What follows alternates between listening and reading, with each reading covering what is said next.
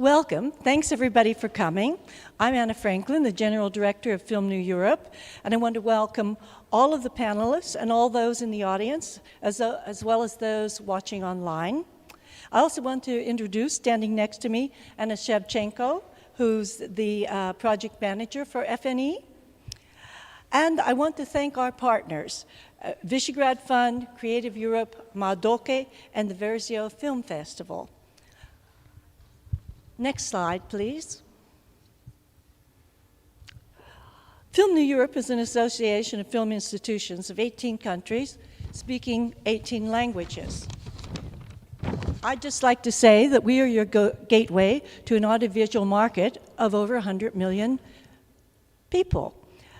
The focus of this series of events is film in the Visegrad region and the recovery after the pandemic. We've learned a lot, and film across the region is springing back to life. At FNE, next slide, please.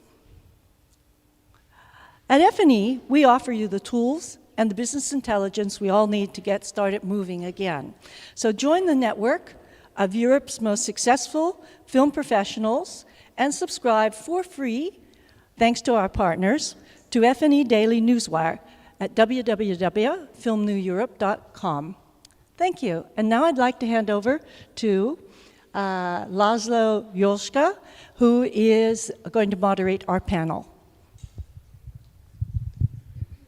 I also want to welcome everyone here live and online as well. My name is Laszlo Józsa, and I'm a film producer and also a member of the Hungarian Documentary Association, and I'm really honored to be accompanied by 4 wonderful producers, all female, which is an extra in this industry, that many of the power ladies or important people are female. So it's my honor to be welcoming you, and just to go through and introduce everyone, Agnieszka Zagorska from Poland, who is a producer of documentaries, fiction, and animations as well, and also taking part in the Krakow region industry work. Juliana Ugrin, who is a producer of documentaries, and she's also flirting with fiction. She's also member of the she'll correct me, the European Producers, Documentary Producers Association. Pavla Januszkova Kubeczkova.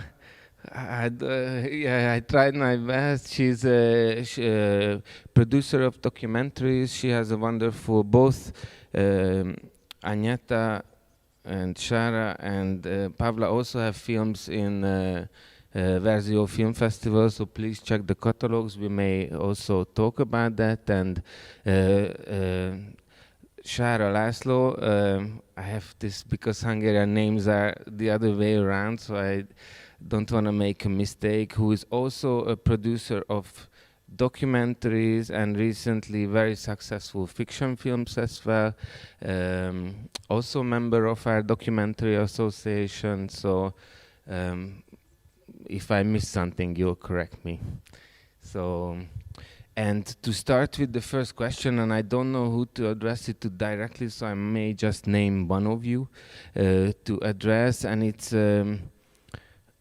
a personal question, so I could just ask, how are you? But besides that, to phrase it to a documentary question, so how this end of pandemic period affecting your professional life? So how you had probably a lot of challenges at the beginning of when it was shocking the whole world, but how do you feel now at coming out of this situation?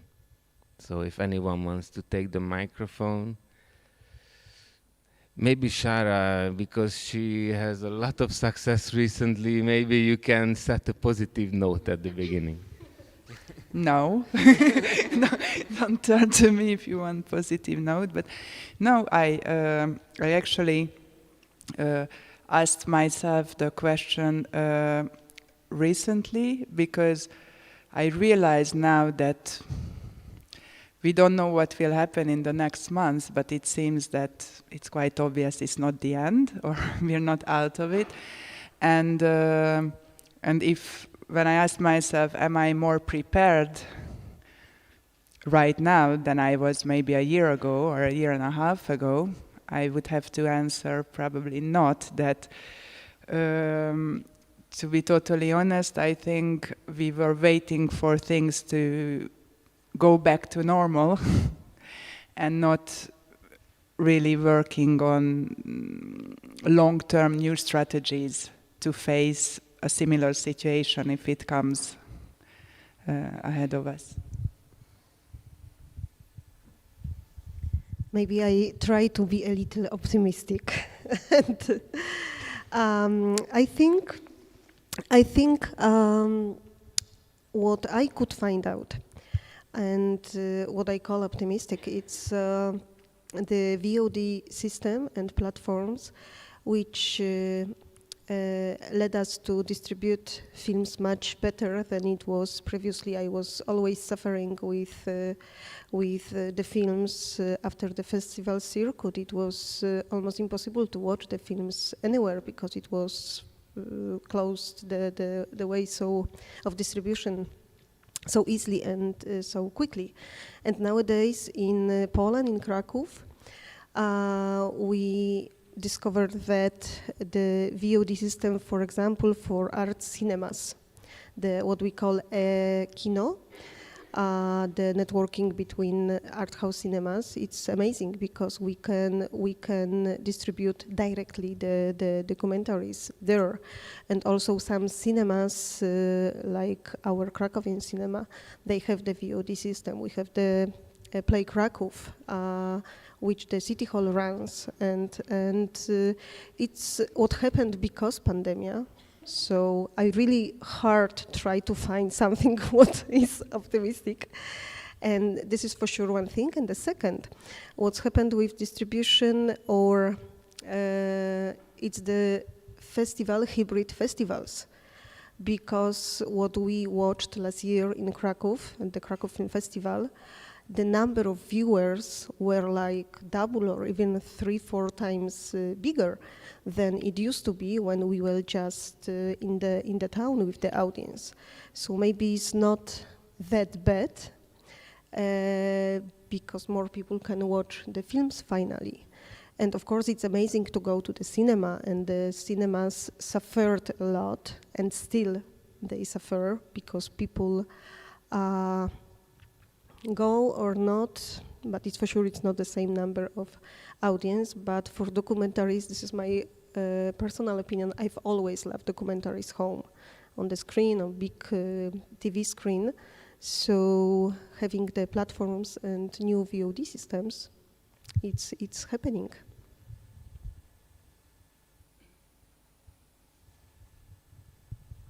What maybe I would like to add is that I think we were all afraid of the pandemic situation, and that we have to pitch our projects sitting in front of a screen, meeting totally new producers we don't know, and we only have this possibility of 20 minutes of contact, and that it won't work, and how personal meetings are important, and to chat after the meetings and all this kind of stuff.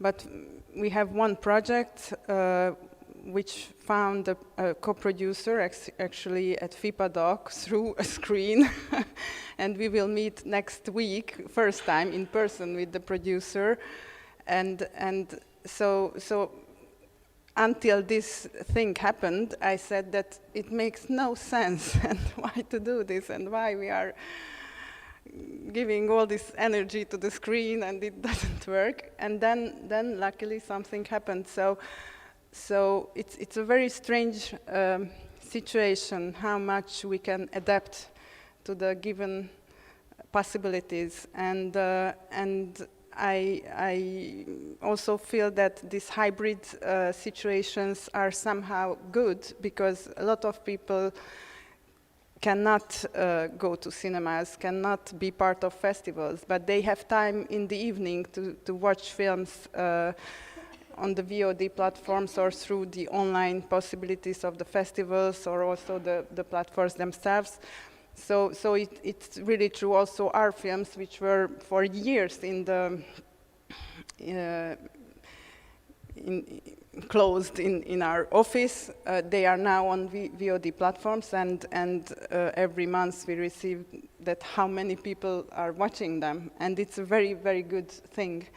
So I think it's the same as in biology, that those survive who can adapt to the situation, and we had no chance, but we had to adapt to the situations. Although I have to admit that being at Kihlava 2 weeks ago, it was an amazing experience after all these screen experiences. So of course it's a totally different feeling to be in the same room with the person to whom you want to talk, but we also learned somehow that we can adapt to the situation, and we have to adapt to the situation.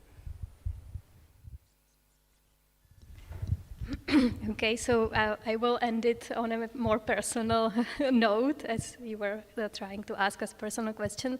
I think what COVID did was it speeded up the processes that were already happening. So this transition from theaters and festivals to also VOD and online, it was already happening, but COVID forced us to do it more effectively, which is, I think, good for the whole industry. But it also, in a way, speeded up the processes that were happening inside the people and was happening inside me. So during the last year, I completely changed my life. I really was tired from filmmaking, and I think it speeded up the process, also COVID. So I decided to leave producing at all. I was doing 2 films, Caravan, a feature fiction film that will be in Cannes, and it's a great project, and I'm really a fan of it. And also a documentary, Better to Go Mad in the Wilderness. So after this year, I am living in a caravan, and it's in the wilderness, so the films affected me deeply. And I feel more happy, so that's a personal note. So I want to congratulate to that, to being brave to both, and I mean, if it brings change, and that's what it's adaptation as well to the situation. And I want to apologize to the audience because I don't know if I look at the girls or the camera or the audience, so I just realized I pretended like you are not here, but we have quite an audience here. So, and moving on to the second question, and it's would be a bit of a comparison or a country comparison as well as a genre comparison. So some of you produce fiction and documentaries, and in Hungary we felt that during pandemic time Film Fund really tries to keep the industry alive, so they put I think they speed up the process, and they did fund a lot of films, so to keep productions alive. And how is the situation compared to that in documentaries in your countries? If you can tell us something about this. Maybe I will start for a change now. The Czech Film Fund really tried to help the production companies, and it was not exclusively for fiction. It was for all the genres. So when the pandemic started, like a year and a half ago, after I think 3 or 4 months, Czech Film Fund made a special call for development, which was out of the schedule. And there was quite a lot of money, and apart from development of documentaries, fiction and animation, they also, for the first time, managed to make a development call for series, which was a great boost because at the times where people cannot really work, they could have started to work on development of TV series, which I think was really good. And after half a year later, they brought another call called, I think, Call for Innovation, and it was designed for production houses, small production companies and distribution companies also, to I would say really support them. So you can ask for some money for the employees, for your salaries, for infrastructure of your company. It was really designed for that, which I think was really helpful for the production houses. I think I can say exactly the same about Poland, because we also had the let's say extra call for development for all films, and it was amazing what Netflix did in Poland with our producer chamber alliance. They just supported the filmmakers in Poland who lost the work, the job, and could get money from their sources. So it was super cool. And also from a Polish Film Institute, it was possible to get the kind of scholarship to survive. And finally, we got more money for this year for production, and we it's the same for fiction, for documentaries, or for animations. So somehow we cannot complain. Of course, it was tough because most of the production stopped. Some of my production, the international one, we had to postpone like for 1 year because it was impossible to do the post-production in France or work with Brazil. And but somehow we also try to find a way, like the online color grading. It was a challenge, but we did.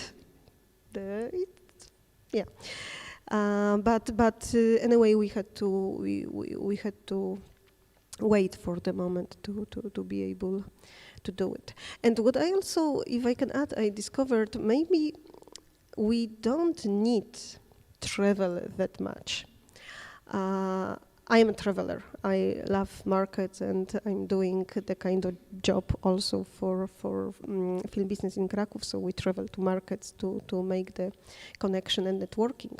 But honestly saying, I agree with Liana. It's impossible to do it, almost impossible to do it online. But sometimes when we have the core of what we want to do, the rest we can do, and we get used to communicate, but online, and do the Zooms, Meets, whatever communicator it is, and many things we can do online. I have to add to that, because I really felt relieved. When the COVID started, I felt so relieved that I don't have to travel for the next couple of months. It was great, because I was really started to feel tired from the constant traveling, and I saw that it's somehow it's too much, and I think we have to see each other sometimes face to face, but what the film industry tends to do is that we over travel, I think, in a way, and there is so many markets. So all the time I went to ITFA and Cannes, Berlinale, I see the same people every month going to the same places, and it's even environmentally unsustainable, I think. So I think it's really good that we discovered how to do some of the things online. Not everything can be, changed, but for something, it's good, not only for us, but also for the planet. And if we are at a documentary film festival, maybe it's good to mention that for our budgets also, it was a quite big amount what we spent on traveling, and it made it easier. It made it more cost effective to meet online and to have these pitches online, and not to spend a lot of money on hotels and plane tickets and the rest what we always have to pay. So I think for the job itself, it can be better, or it's good if I still feel that it's good to meet in person, but it's good to meet in person when it has to happen, really, and then let's do it. But for all these, the pitching forums or the markets or the unsuspected moments are not there because everything is planned. But at the same time, for money-wise, it's I would say it's easier. At the same time, I think we have to mention the premieres at festivals, and I really. I wasn't in the situation for now to premiere a film at an online festival, but this, I think, it's a really painful thing. But maybe Shara can talk about this, because especially with documentaries, usually we bring our small crew with us, and also the main characters, and it's a fantastic moment for them to be in front of an audience and to see the film on a big screen and to hear people applauding at the end of the film. So and not living this, I think it can be really, really painful. But maybe. Yeah, it was, and especially in our case, we had 3 online premieres, and all 3 films were the result of 5-6 years of work, and 2 of them were first-time filmmakers for whom this would have been the first experience to present a film in front of an international audience and have a real Q&A. And it also happened in the very beginning. So the first one at CPH Docs, which was, I think, the first European festival that decided in the last minute to go online. And since we've seen the really heroic work of the festivals, how they adapted, and they, first pre-recorded Q&As, which was already one step ahead, and then doing these interactive online Q&As. But the first ones, and then our second premiere was Hot Dogs, which was also in the beginning of the whole situation. So these festival experiences were really all about what is not happening, and we were not there yet to see positive effects, or it was just the feeling of it's not happening.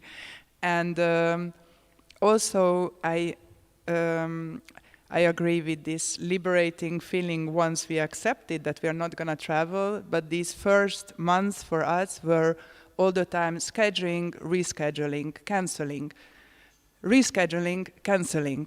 This is, okay, now this is going to happen. We missed the first 3 festivals, the fourth one, we are going to be there. We did this with Sarajevo, we did this, I don't know. So many times we did it that it's really, I think, it took us really time, because the films were just in that period that we had to go down this road. But actually, when it was clear that, okay, now this is a new era, or at least for a while, we have to accept this, we have to find out how to bring the best out of it, and then it was easier, and it was the audience the films reached is effectively a very important thing that came along with the whole situation. What you mentioned, I think it's also very important that there were some pitching events that we wouldn't even apply for, maybe, because we knew that we would not be able to finance the stay and the travel to the place. And these events became much more accessible for a broader professional participants. But it's important you mentioned, I think, the festival premiere, but because there's a big number of films that, or filmmakers that will, I don't know, carry this painful memory of how it happened. And it's also I think it was the VOD platforms and all that, it also depends on what kind of films or which kind of films we are talking about. There were, I'm sure, many films who profited from the situation and got through to a bigger audience. There are films, the fiction we produce, Natural Light. It's really a big screen film. It's very slow. It's very contemplative. It's much more demanding from an audience at home, tired front of the a small screen, and so for that we were really waiting and still waiting for the possibilities to do the cinema releases in each country, because that's where it works, that's where it belongs, simply. Maybe I'll skip this, but maybe you realize the Hungarians didn't say anything about government support. I don't know if this was deliberate or no, but if you can, just to be fair, please say a few words about that. I will try. Okay, no, but when was it exactly? It was actually in the middle of, or the starting at of the pandemic, that the new Film Institute was launched, right? So it happened in December, and yeah, after February everything stopped. I think it was the same. No,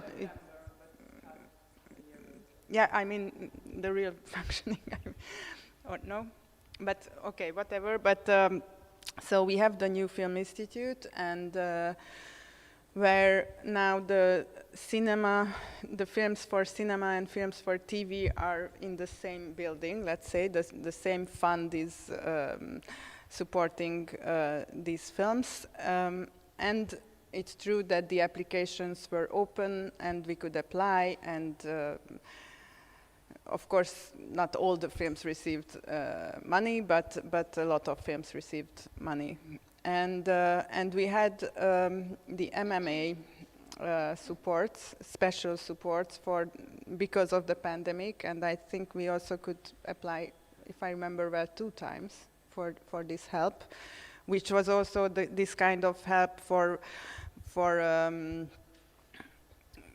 be able to function. So it was for salaries and yeah, to help the companies. So somehow we also get special supports, and there was from the Film Institute what was an interesting support, that they started to support. They wanted to support somehow theaters also through films, and they opened the call for TV productions about theater plays. So it was not the recording of a theater play at a theater, but to make a film, a real film about theater plays. So it was an interesting call, and people could apply to that one also. It's closed already. What other help we had? I know that we had no ongoing project for a documentary with the Film Institute, but for the fiction we did receive some additional support because of the additional costs caused by the COVID. Yes, and we had a problem with a project which has to be shot in Germany, and we couldn't go for a year to shoot, and there are of course all the possibilities to postpone the deliveries and all this kind of stuff, and yeah, there were some extra COVID because of all the testings and what we had to do. Productions could apply for these extra, to cover these extra costs of production. Thank you for clearing this out for the audience and the viewers.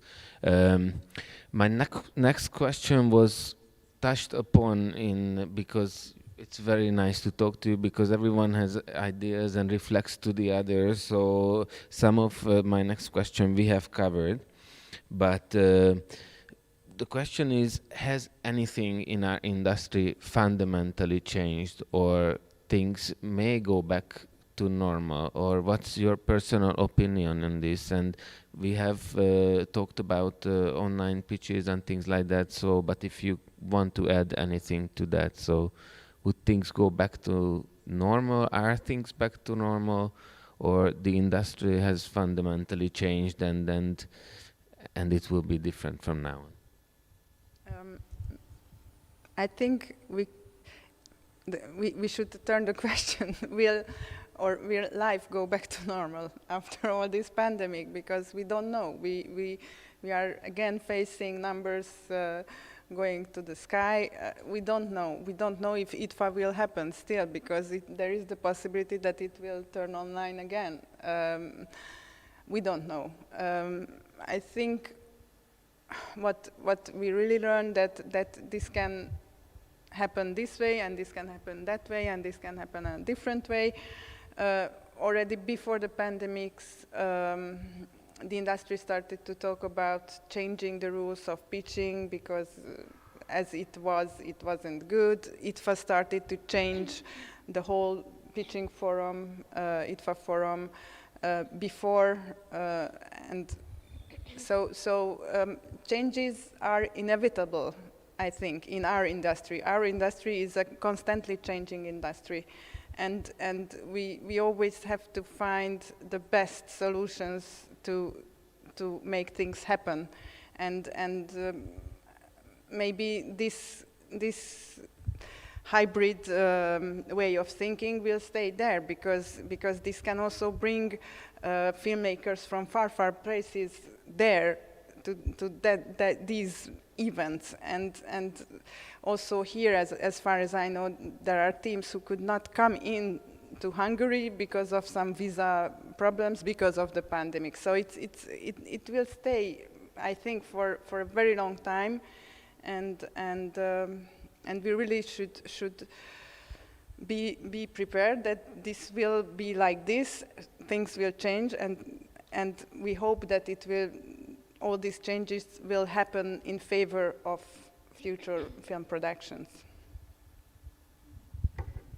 I think one of the other things that we found out is that people are willing to watch art house film online, which was not that obvious before, and many people argue that these kind of films are only designed for big screen and there is no point in doing it online. But what we can see that the festivals, when turned online, they have like a great number of viewers. What you said, it's the same again in the Czech Republic. Jihlava, a documentary film festival, when they turned hybrid, half like presence, half like online, they have much like bigger number of audiences, which is great. And what is good about it is not that it's only bigger, but it's more diverse. The audience, there is people in their 50s, 60s, as normally there were only younger people in Jihlava, and now you can actually get your film to the people that would normally, they wouldn't seen it because they wouldn't travel to Jihlava, or the theatrical distribution of documentary films is often very limited.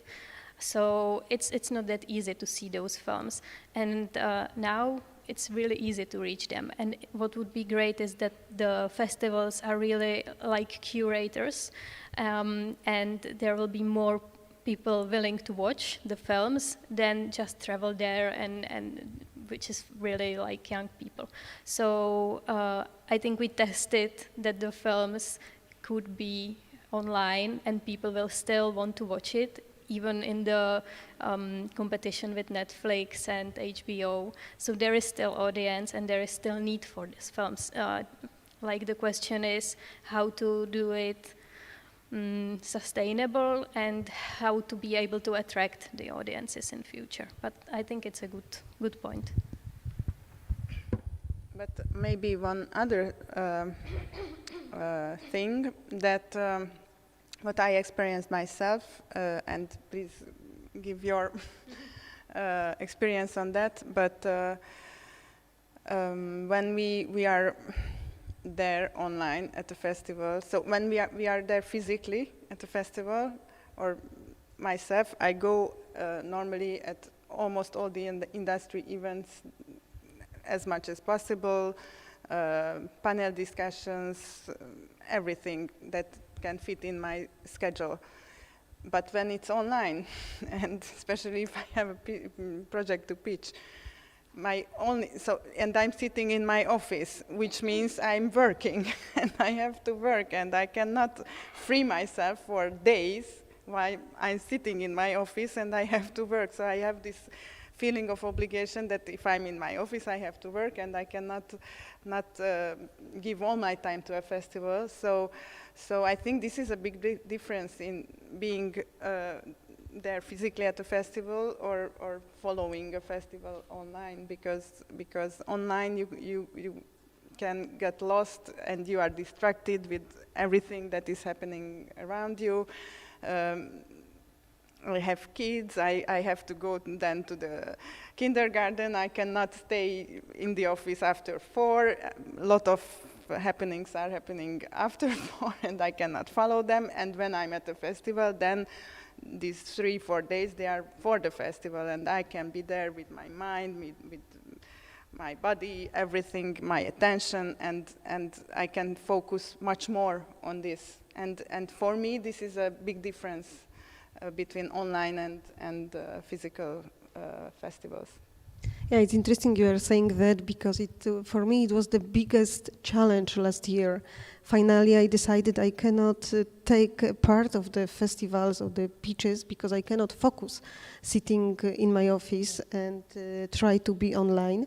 I can imagine we can learn that, but for me, the pitches or the meetings after pitchings, they are the most important. The connections, it's happening just then, and of course we can be online later, but to see, to watch the energy of the panelists or of the directors, producers who are pitching, and the possibility to sit and talk, it's really important for me. I was so lost last year with the online festivals, and it's exactly what you said. It was absolutely my case. How to work, being so disturbed from every directions from different things.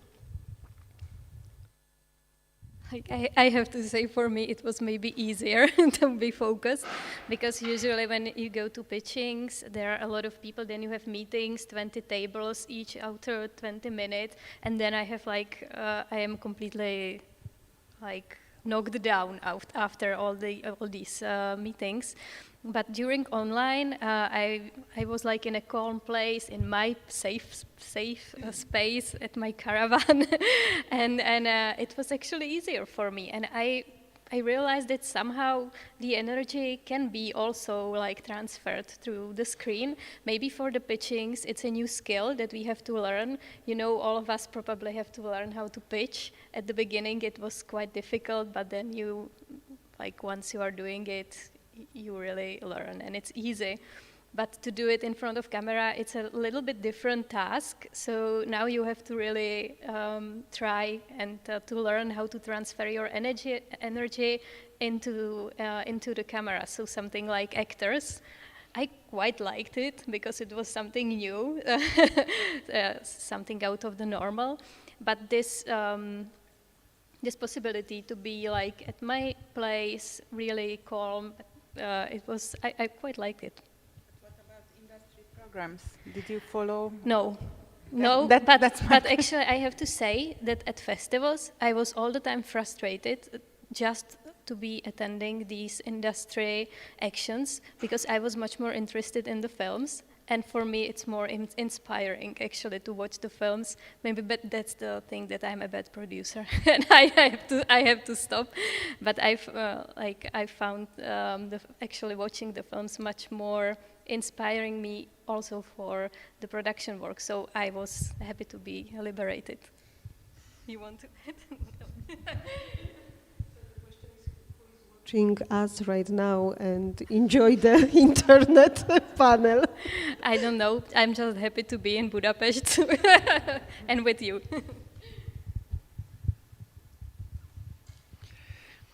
I didn't do so much online pitching actually, and festivals like these industry events, I'm not missing them so much. So, I mean, it's always good to be back. But no, I was thinking that this is quite right. I think what you're saying about it's a new thing we have to learn probably, and we will because we have no option. But like today, I had a very good meeting with directors. We are developing their films, and that, for example, I'm not sure I can imagine online. This kind of creative work or whatever. This.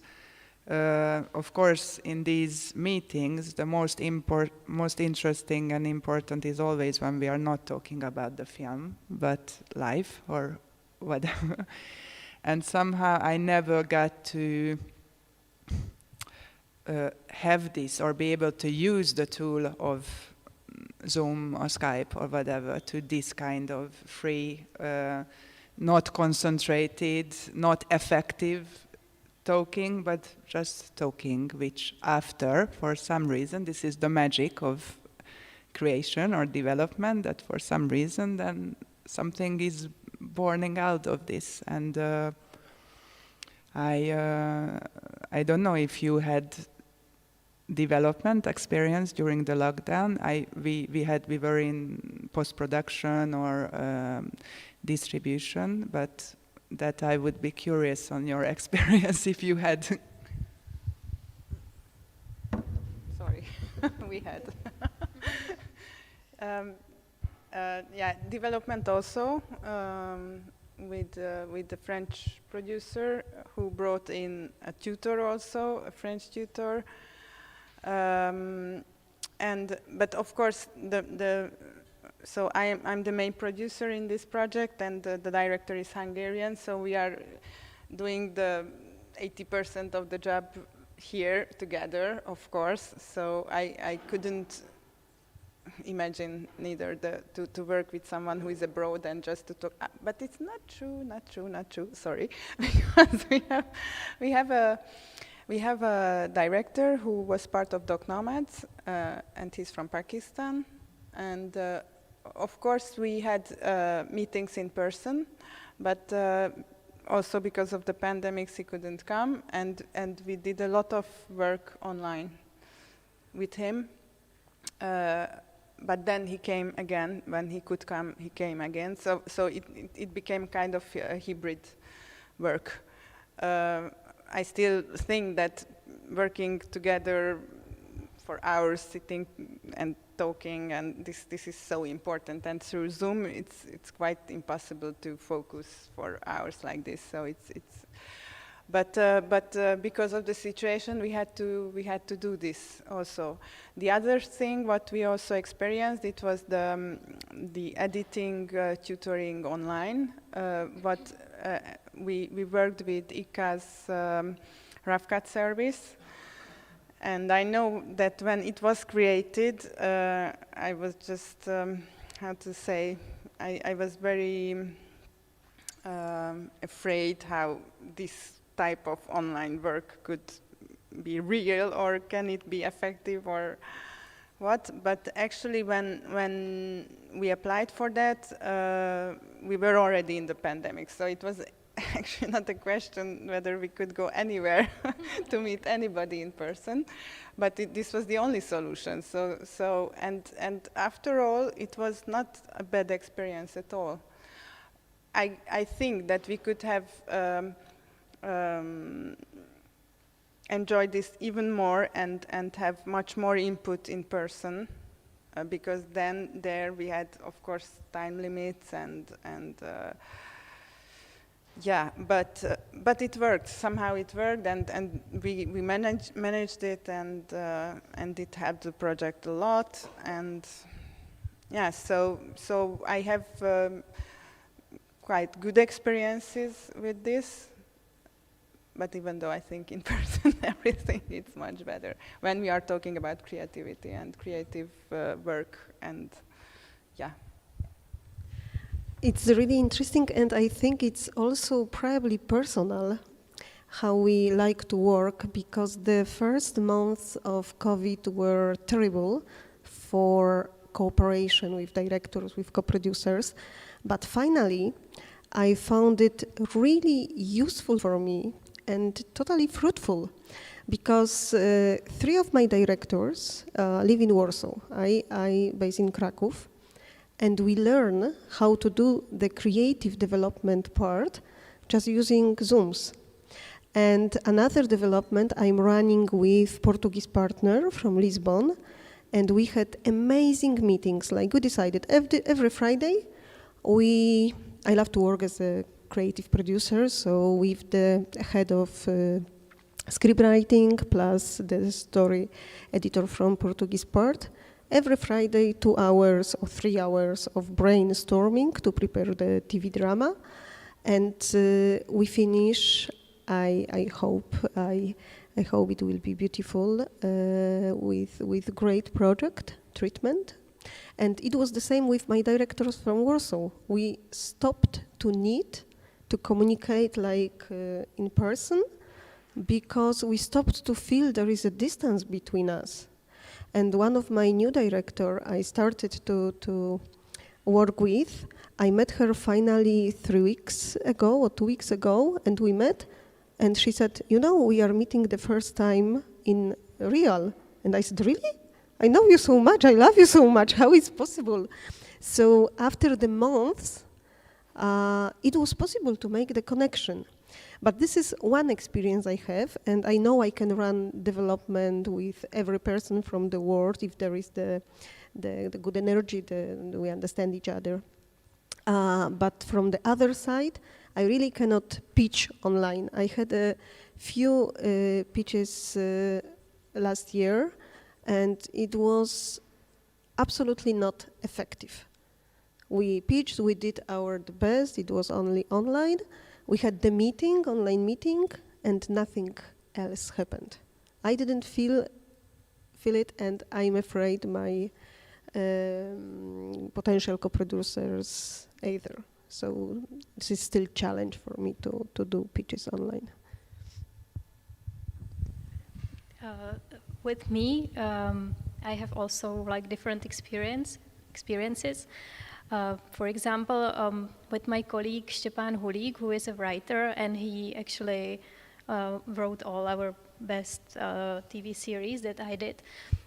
So like when we did Wasteland for HBO Europe, which is already 5 years ago, we were like for a year, I think 3 or 4 days a week, meeting each other, doing this like some kind of Czech style writer's room. And after that, we come up with, synopsises of each episode, and then he wrote it. But he was so exhausted from this kind of work. He really needed to work alone and to go back. So we did this miniseries that will be screened next year in Czech television, and we have some kind of pre-premiere in Karlovy Vary.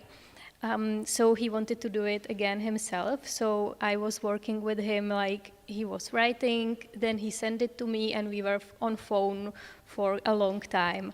And we were still like doing this ping pong between each other, and it was actually going really well. And it was, for him, it was much better way of working, and for me it was comfortable too. So I was in a way prepared for this, and we met each other only like once half a year maybe. And then when the pandemic hit, I had 2 other, like I have one film that was in development or pre-production for quite some time, fiction film, and we, the director and writer was in Slovakia, so we had to do these Zooms, and it was really exhausting for me at the beginning, because in a way, when you don't, with Štěpán, we worked with each other for 10 years, so it's like more natural that you can trust, but this was like the first experience.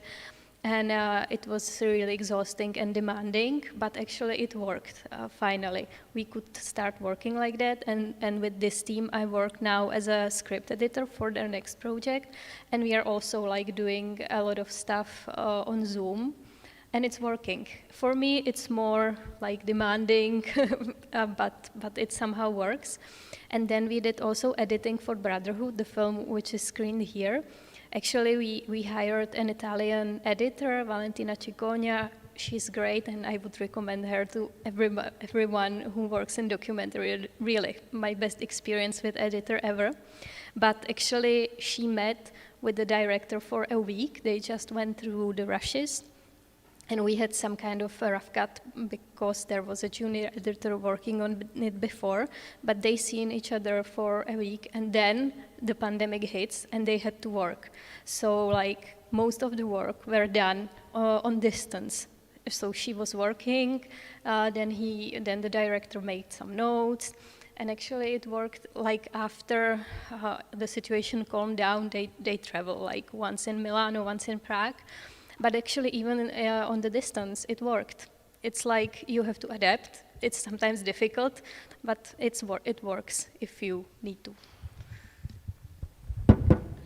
Actually, when pandemic hit, I was talking to Hanka Kastelitsova online once, and she said, "Don't worry, Laszlo, we are in the documentary field, and we have to adopt for everything much more than other filmmakers anyway, so we'll come out of this as winners." So, and when I was feeling down, I tried to say just a mantra to myself that I'm a documentary filmmaker, I can survive everything. So I want to open the questions to the audience, if there are any, because we are soon running out of time. So if anyone, okay. And I don't know if I have to pass this mic or translate your question. Okay, there is a microphone. Hello, everyone. Thanks for coming. I'm Annika, the Verzios Festival coordinator, and I'm happy to have this opportunity to ask you this question that's bothering me for a while as a coordinator of a festival of documentary films. So we are in this online hybrid world of festivals, and I find it very limiting that and problematic to have the films only for certain countries, and always we have to ask this question from distributors like about geo-blocking. With this online world, it feels very limiting that the internet is accessible from everywhere. Everyone can see in Brazil, for example, what you have in Hungary at the festival, but they are not able to watch it. I have this feeling that because of the pandemic, these barriers should be pushed, and I want to ask your opinion about this geo-blocking of films and the distribution. I know it's a little different than what you've been talking about, but I'm sure you have some strong opinions about this. Thank you.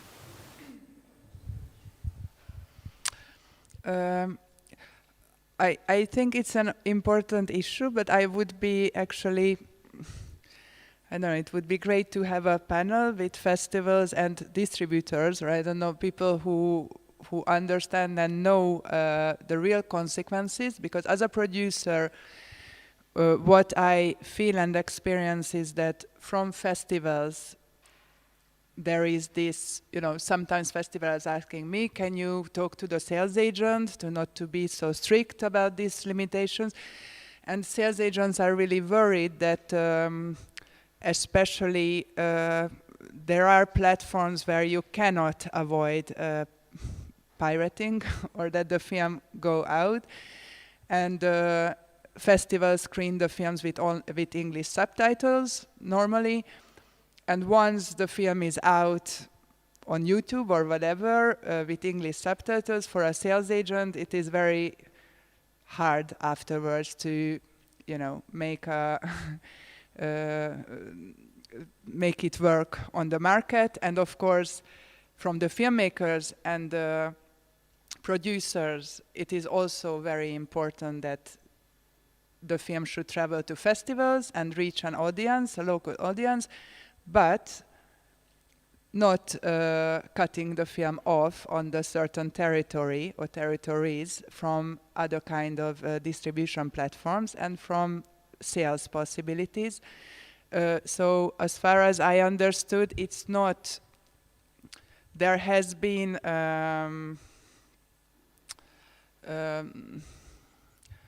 what's the word?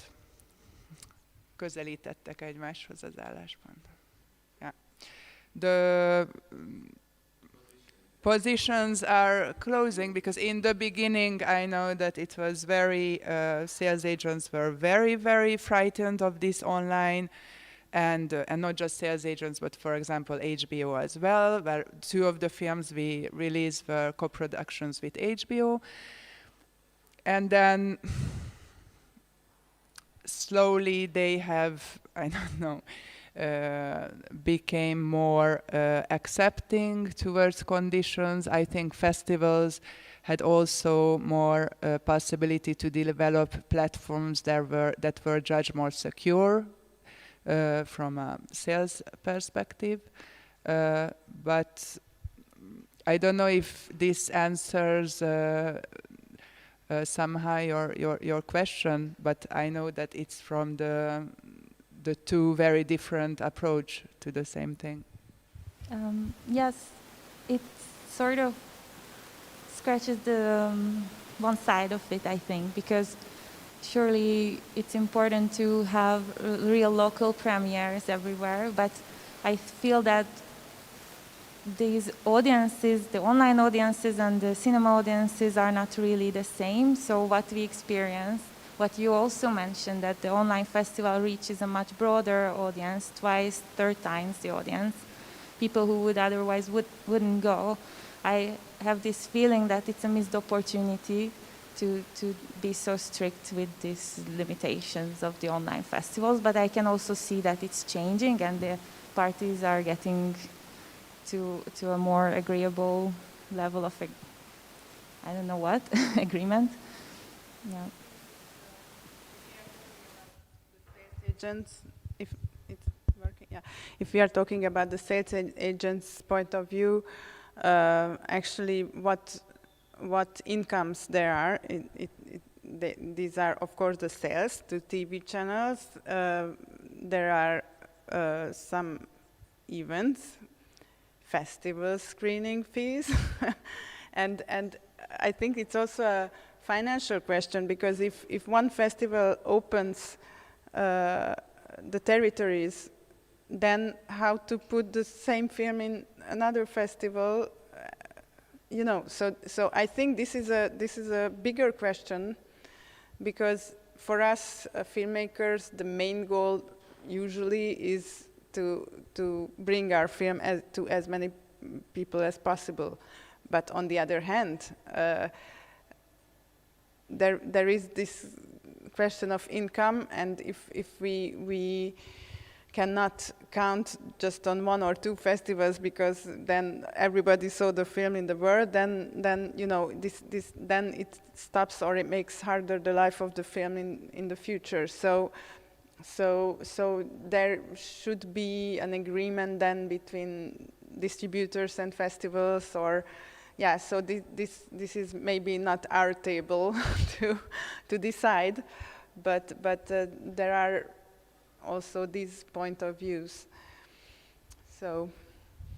But I have to say I would be happy if they managed to do it, because it's something that I've been talking before, that I think the festivals can become some kind of curators of also like the online content, because if you put your film on Netflix, like a documentary film that even was at ITFA or CPH Docs, it got lost. No one will ever see it if it's not like the huge hit. So in this way, I think the festivals still be like a great curators for the works, but there has to be invented some kind of, you know, money-wise, some kind of a business model where it works for everyone. But I think with the geo-blocking, necessarily there will have to be done something, because if we want the films to be seen, it would be great if someone came to an agreement and find out this new business model. Yeah, so my question is in a way a little bit of follow-up on the previous question, and you already touched upon it. Maybe it's a little bit too early to ask, but since you're producers, what has changed now in this year and a half in your work with sales agents? Have you started somehow renegotiating the terms and conditions on which they distribute your films? If we now leave out the, festivals perspective as one thing, but do you see any terms being rethought because of the pandemic, online, VOD, and so on? For my experience, I hear a lot of times that there are so many films. It's so harder to bring films to festivals. It's so much harder to make sales. It's so much.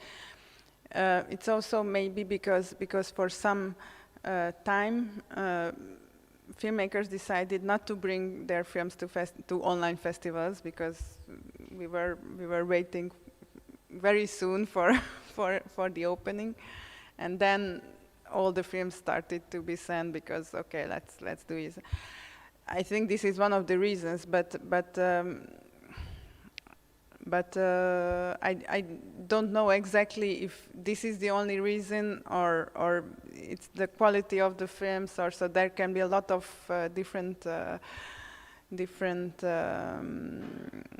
causes, but this is what I hear a lot of times, that for them it's so much harder since the pandemic to sell the films. Yeah, that's what I hear too, and I think they are even also with the MGs, it starts to be more difficult, that they are like minimum guarantee for the sales, which is the money that you can get upfront, just to make it clear. I think they are less willing to do it. But again, it can be also like regarding the quality of the film or the sales, I don't know. But I feel that they are more hesitant now. Or they have, maybe the pandemic serves as a great excuse for that, which could be also the case.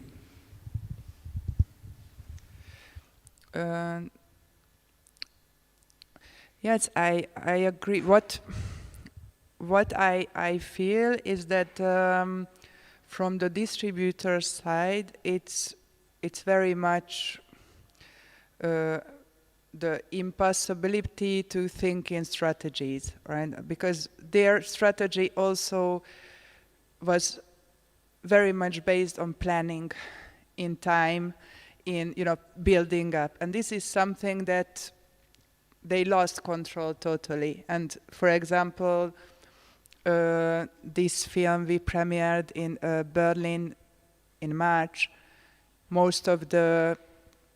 That was a kind of surprise, because at the same time everybody was telling us that, okay, don't be disappointed if the film doesn't work, because this pandemic time distributors don't want dark films. It will be much easier to sell easier content, and it did really well for a first film. It was, I would say, above expectations. But from the distributors, up till now, most of them are unable to present. It's almost 1 year now, or I don't know, starting to become a whole year.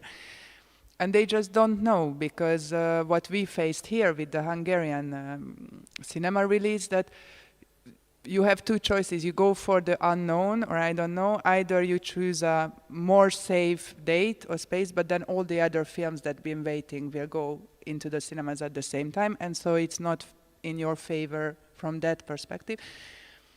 And with the work we've been doing in the last 2 years with sales agents, this is what I feel, that everything is changing, and there is a different statement almost each week. They also told us that it will be very good for the sales of our documentaries, because these online platforms, the big winners, let's say, of the pandemic, will be searching for content and much more open to buy new content. We didn't feel that at all on the contrary. So there was not at all more interest in buying even previous documentaries than beforehand. Actually, I also have this experience, which is just to turn this on a positive note. So in the last spring, I spoke to a sales agent with a really promising project, and he was even willing to offer an MG, surprisingly, for this project. But he was almost crying. He said, "Cinema is dying. It's over," and things like that. And just being here at Versio, I was lucky to be there in a full audience at the opening because I was involved in this fantastic film Divas, but this was like old ages, so it's not that. So I just wanted to emphasize that like the tone of that really pessimistic tone, like life with this festival is proving the contrary. So we need audience, we need life. We need to meet audience, and I am a fan of online platforms as well, but nothing can replace this feeling of audience which we feel at this festival. So I'm just to give you a hopeful note on this.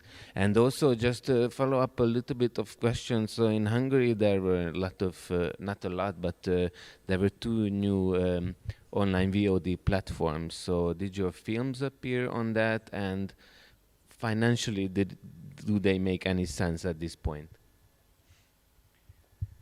You mean Synago and Filmio? Yes. Right. Heard that in other countries VOD platforms also appeared. Yeah, so in our country actually the Film Institute's VOD platform was just created during the pandemic, and there is another one which was created by a art house cinema distributor company called Synago, and yeah, our films went on both, and on Synago we had fantastic numbers. So, and we are still receiving every month the reports, and we see that people are still watching these films even though they are there for 1 year now. So for me this is a very good experience. This is what I mentioned before, that our films from the closet went to the audience again, and it's a good thing. From Filmio, it's actually from Synago, they work differently, because Synago gives us a report every month, and every month I have the numbers. From Filmio, I have contract with them, I think, for 1 year now, and no report arrived for now. But we have the films that were supported by or the Film Fund or the previous TV fund, so these films are there.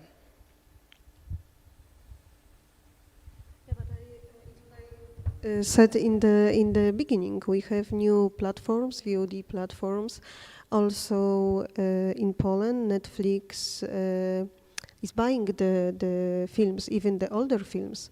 So somehow it's amazing, even if the money is really little sometimes.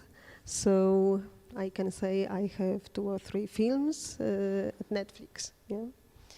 Also in Hungary, Netflix started to buy films for Hungary, which I don't know if it happened before, but we also have some films now on Netflix, Geoblocking for Hungary, but on Netflix. So I mean, there are now options also at Netflix, and I think it didn't happen before the pandemics. Yeah, I think Netflix, what I know, in every country there is the need of national content, so they are interesting with the older films also.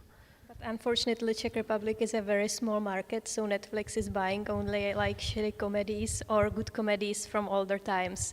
I haven't seen there any like much quality Czech content recently, so. But Poland is definitely different. You have like 4 times bigger market, so I think they can be more daring. Yeah, they have more courage to do it, even like independent films. And we didn't talk about series at all, but maybe it's good to mention also that and I think it's also an effect of the pandemics that there is a much bigger demand for series now. Also at HBO we know, but also at Netflix, and we also have support at the TV department of the Film Institute for series. So people are watching more and more series, and also documentary series, and I think this is a kind of new platform for a lot of producers to how to make good documentary series, and I think in the future there will be much more workshops or platforms or forums for that, to learn how to do this, because the audience, as the audience from the cinema also had to, or they become stick to the screen, they are watching much more series now than before, and this is, for me, for example, it's a totally new world, but I already started to look for places where I can learn how to do this well. So I think it can be considered as an effect of the pandemics. As I am a EPC member, European Producer Club, so I have to mention at that point it's also a little tricky, because there is a big need from platforms for series, it's documentary or fiction, mostly I guess fiction, and the question is, we are asking for last year, is how the platforms treat us as producers, because we come with our ideas, we develop, we spend money, and finally we are becoming to be just executives. And this is the main discussion in European Producer Club we are talking about.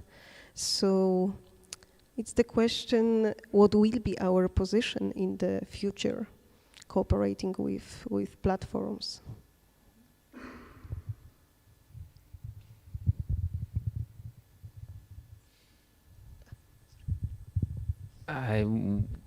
We are almost running out of time, but I would like to give another opportunity for questions. And we've covered a lot of things actually, and as I was listening to you, I was feeling that it's been just a year and a half, and we have so much experience. We can talk about this for hours, and also being, as I was also pitching a project live finally in Leipzig this year, and I was feeling this combination of meeting commissioners live and a lot of them online. So I would like to finish this up on a positive tone, because it was really promising, and also with the experience we gained in the past few years, we became more experienced, stronger, more diverse in finding the solutions, and I'm listening to you as well. So I would like to thank you all for coming today, for sharing your thoughts, and I also want to thank Film New Europe for providing us the opportunity to be here, also Versio Film Festival and Madoka, the Hungarian Documentary Associations, who were organizers in the panel, and I don't know what else to say, so I just have this line in mind: sometimes it's good or bad or happy or sad, but I'm so in love with you, so that's what I feel about documentaries. So yeah, have a nice afternoon after this. Thank you very much.